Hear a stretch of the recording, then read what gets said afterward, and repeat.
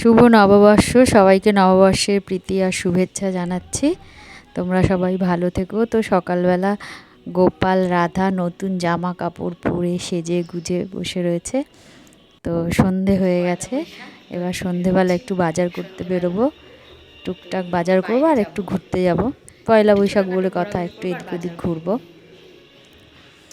এবার যাচ্ছি একটু বাদুড়া রোড দিয়ে সোজা যাচ্ছি। তো আজকে রাস্তাটা যাওয়ার সময় ফাঁকাই, খুব একটা ভিড় নেই। আর সব সোনার দোকান, সব দোকান সাজিয়ে রেখে দিয়েছে।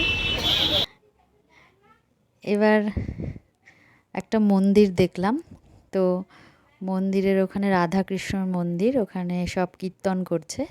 তো ওখানটা একটু গেলাম, গিয়ে প্রণাম করে আসলাম। গিয়ে খুব ভালো লাগলো জায়গাটা।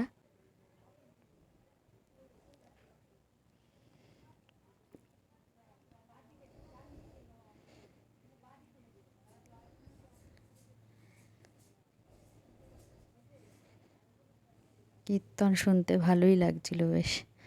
এবার ওখান থেকে একটু সবজি বাজার করলাম, করে ফুচকা খেতে আসলাম।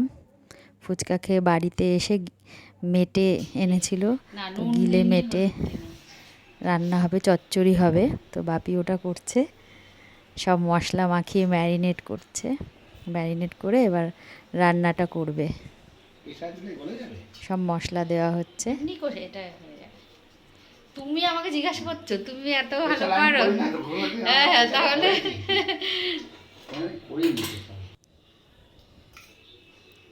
অনেক দিন বাদে খাবো, আগে খেয়েছি অনেক দিন আগে, অতটা মনে পড়ছে না।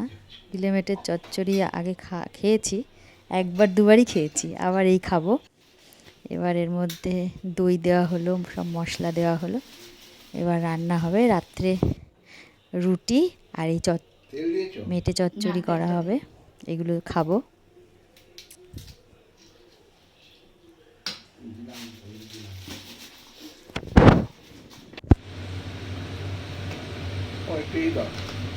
এবার কড়াইতে তেল দেওয়া হলো, তেল দিয়ে গোটা গরম মশলা দিয়ে দেওয়া হলো, দিয়ে এবার ম্যারিনেট করা মাংসটা ঢেলে দেওয়া হলো।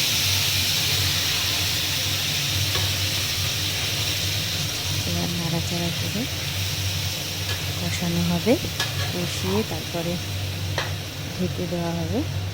একটু মাখা মাখা করে করা হবে রুটি দিয়ে খাওয়ার জন্য। তো রান্নাটা ততক্ষণ করছে বাপি। এবার আমি একটু ভাবছি গরম লাগছে, একটু আইসক্রিম খাই। তো এবার আইসক্রিম নিয়ে বসলাম, টেস্টি।